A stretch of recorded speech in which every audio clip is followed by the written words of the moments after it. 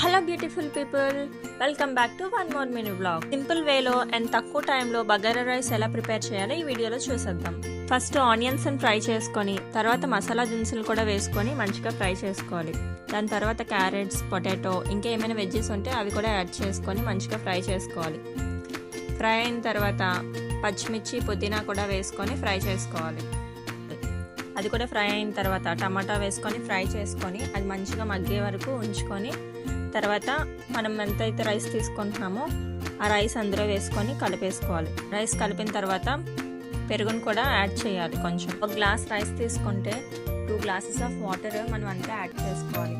Next taste సరిపడేంత salt కూడా మనం వేసుకున్న తర్వాత కుక్కర్ మూత పెట్టేసుకున్నాక 4 విజిల్స్ వేయించాక చూస్తే ఎంతో రుచికరమైన బగారా రైస్ తక్కువ టైంలోనే రెడీ అయిపోతుంది. అంతే, బాయ్ గాయ్స్.